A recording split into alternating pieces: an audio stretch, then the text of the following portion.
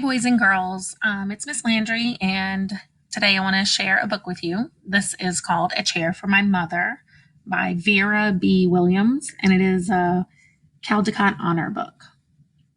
All right, my challenge for you today is you can take the AR quiz. When I'm done reading this one, I'll have the quiz number posted so that you can go and find that one in Accelerated Reader. A Chair for My Mother. My mother works as a waitress in the Blue Tile Diner. After school, sometimes I go to meet her there. Then her boss, Josephine, gives me a job too. I wash the salts and peppers and fill the ketchups. One time, I peeled all the onions for the onion soup. When I finish, Josephine says, "Good work, honey," and pays me. And every time, I put half of my money into the jar.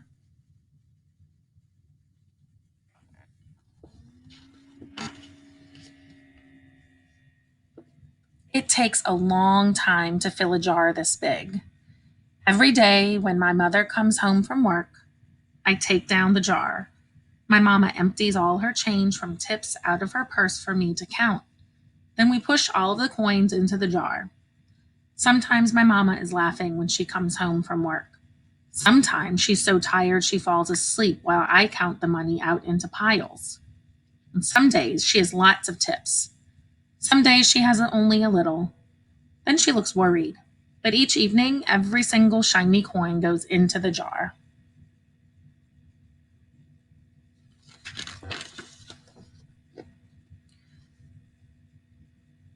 We sit in the kitchen to count the tips.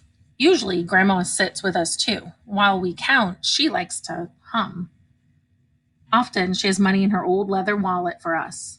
Whenever she gets a good bargain on tomatoes or bananas or something she buys, she puts by the savings and they go into the jar.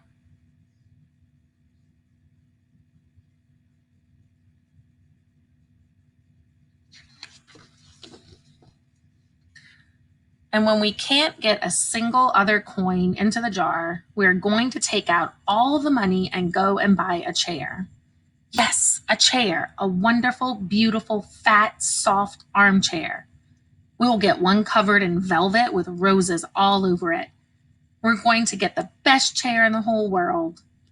That is because our old chairs burned up. There was a big fire in our other house. All our chairs burned. So did our sofa, and so did everything else. That wasn't such a long time ago.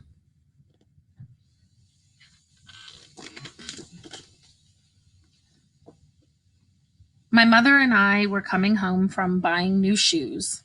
I had new sandals, she had new pumps. We were walking to our house from the bus. We were looking at everyone's tulips. She was saying she liked red tulips, and I was saying I liked yellow ones. Then we came to our block.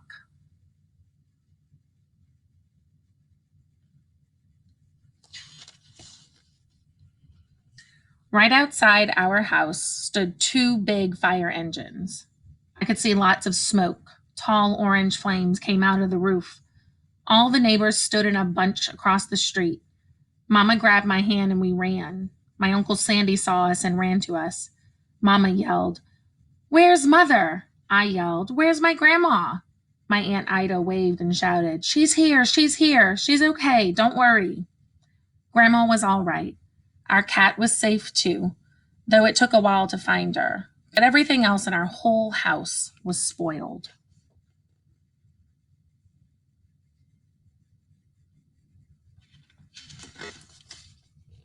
What was left of the house was turned to charcoal and ashes. We went to stay with my mother's sister, Aunt Ida, and Uncle Sandy. Then we were able to move into the apartment downstairs. We painted the walls yellow. The floors are all shiny, but the rooms were very empty.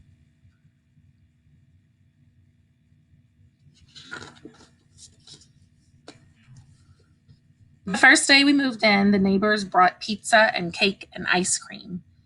And they brought a lot of other things too.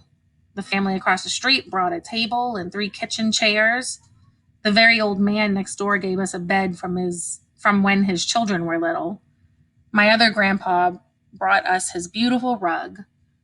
My mother's other sister, Sally, had made us red and white curtains.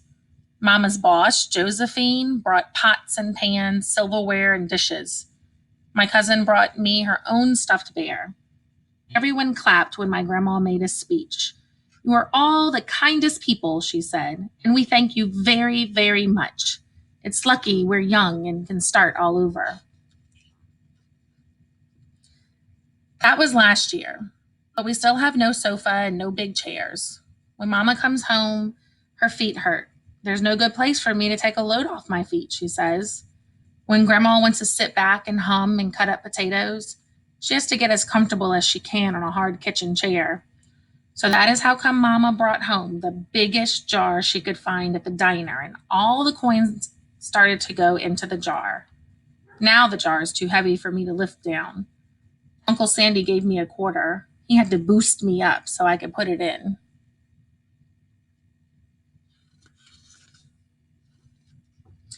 After supper, Mama and Grandma and I stood in front of the jar.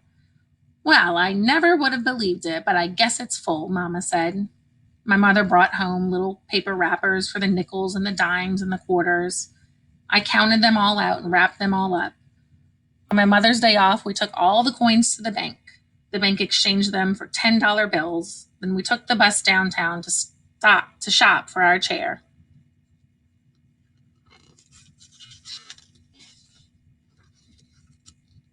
We shopped through 4 furniture stores. We tried out big chairs and smaller ones, high chairs and low chairs, soft chairs and harder ones. Grandma said she felt like Goldilocks and the 3 bears trying out all the chairs.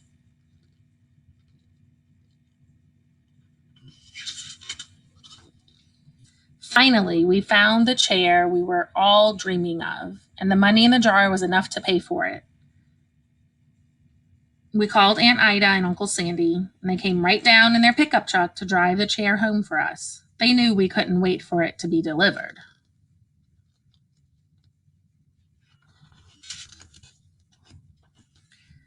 I tried out our chair in the back of the truck.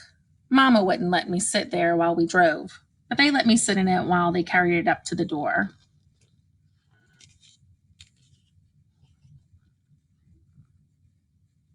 We set the chair right beside the window with the red and white curtains. Grandma and Mama and I all sat in while Aunt Ida took our picture. Now Grandma sits in it and talks with people going by in the daytime. Mama sits down and watches the news on TV when she comes home from her job. After supper, I sit with her, and she can reach right up and turn out the light if I fall asleep in her lap.